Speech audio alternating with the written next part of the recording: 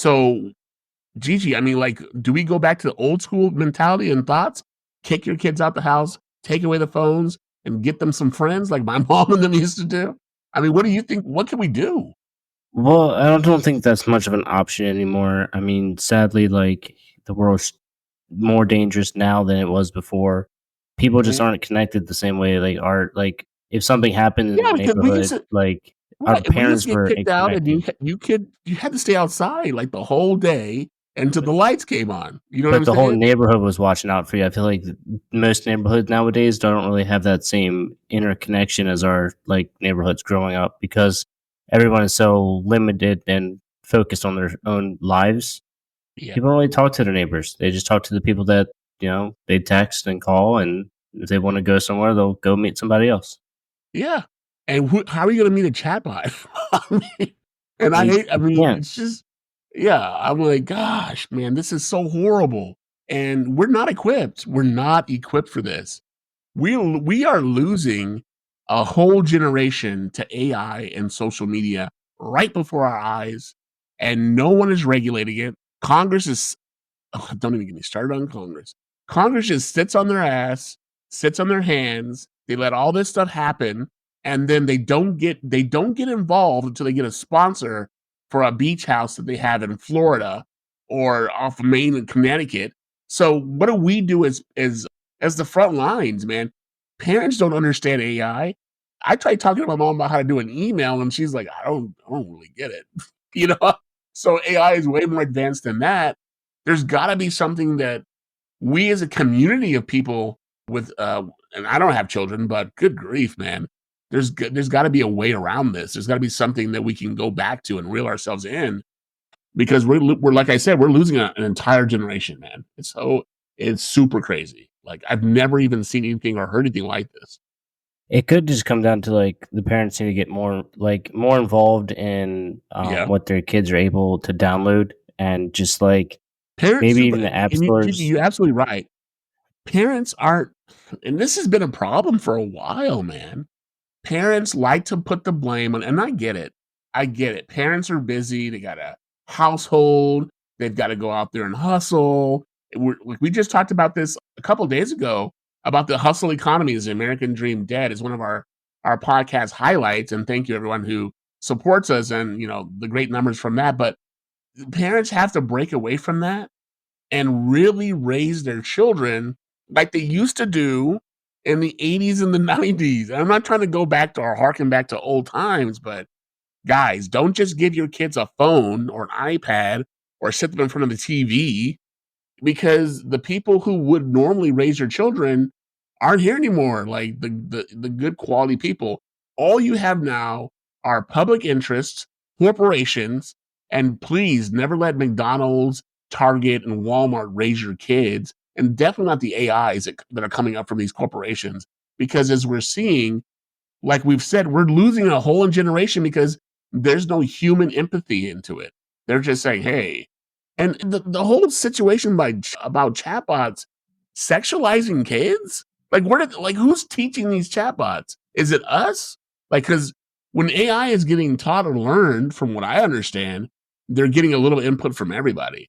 So, who are these nasty fuckers out here teaching the chatbots to sexualize children? And why is it happening and we're not saying anything about it? That's a That big deal right there. that's a huge deal, and Yeah. like you like AI can't like look up or tell you how to like hurt somebody or kill somebody. You know what I mean? No. But like Yeah. so that that there's regulations and restrictions on it already. So for that not to be taken into account is just kind of obnoxious in my opinion. It's heinous, man. But then again, it's To like, bring back an old word from the 80s, it's heinous. So, and but I I feel guess like the pros on this, guys. Yeah, go ahead. Sorry, I Gigi. was saying like if it has like anything to do with like dating apps or like any types of like even if it's just AI Yeah. companionship, whatever, I feel like Hmm. the app or the website should require the user to submit like a picture of their ID or something to them so that Yes. like they can prove Verification. verification of Mhm. like age to Yeah. keep it from kids just being like how like we used to do it like, oh yeah, are you 18? I'm Click 18. yes or no. Yes. Okay, good job.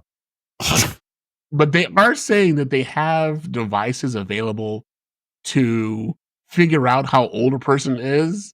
And I'm like, how dare you tell me I'm 45 when I know I'm 44?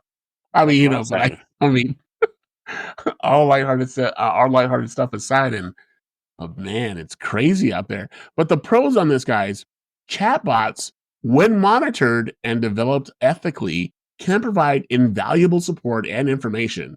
Some offer tools for education, social skills, or basic mental health guidance. They have helped children in isolated situations and can ease loneliness. And why are we so lonely, man? I mean, we have a podcast coming up soon that centers around loneliness, the American epidemic of loneliness. Like, there are so many people that are not getting outside their house. They're introverted. They don't want to socially interact, and that's a big reason why these children are learning that from the adults. Is you just sit in your house all day and just stay on your phone and talk to imaginary people because that's the way we do it. Nah, it can't be that way, Well, guys. it's It just easier. it You don't just have to can't. worry about You know what I mean? rejection. Yeah.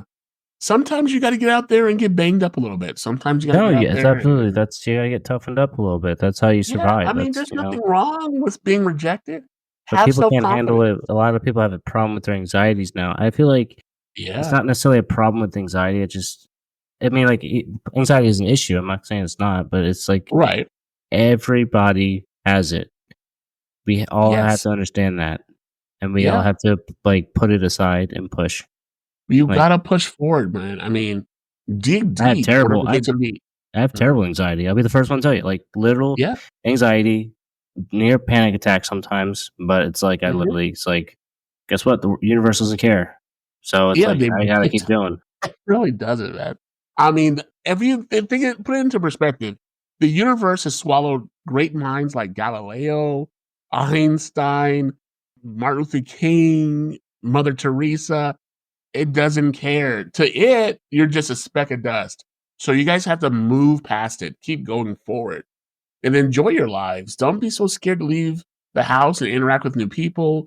And don't rely on chatbots and AI to be the social construct of your emotional well-being. Call someone. I mean, I know kids are young, they're not gonna know to do that, I don't believe, but someone has to step in and tell them it's okay if you're having an issue. Don't discuss your issues with an engineered robot system that's designed to pick up on, like, slight human emotions and then reproject that to you. That's never gonna be good, and we're seeing it, right? So the cons on this whole AI chatbot revolution that's happening right before our eyes, and we're just not paying attention, is that without oversight, chatbots can become a source of predatory interactions. Their design, often optimized for engagement, can exploit psychological needs, fostering dependency and emotional harm. So, I mean, what we're going to say about this, guys, and this is the deep dive, okay? The reality of AI influence is that it moves fast at the speed of light, like in seconds. It can kind of dissimulate, detect, and decimate a child in a matter of moments. And kids need love. Let me tell you, as a prior kid, you need someone to come in and say, "Hey, you look handsome today. Oh, your hair looks nice. Oh my gosh, that's a beautiful pair of shoes you got on. That looks great." You gotta do the old school stuff to build your children up. I mean, I remember when I was a young person, everybody in my household, and that's probably why I am the way I am right now. Everybody in my household told me, "Oh my god, you're so handsome, you're so tall. I love the." I mean, everyone did. So I grew up believing it. I mean, I was the most confident kid, man. I had my hair gel, nice like little suits and all kinds of crazy stuff because I was reaffirmed that. So don't be scared to tell your children that they're great people because they are people. So, but often You faster have to than build their regulars self. can. You have to build their self worth. They have good, strong self worth. Then they can't be Yes, manipulated and yes. exploited. I mean, it's the same thing they used Confident. to tell us, Gigi. Oh, stranger danger. Who's telling these kids about the stranger danger of AI and chatbots? Like, hey, you can play with these AIs, but understand they're robots and machines and they're learning from you and then sucking all that information in and then re putting it back at you so that they can feel more human.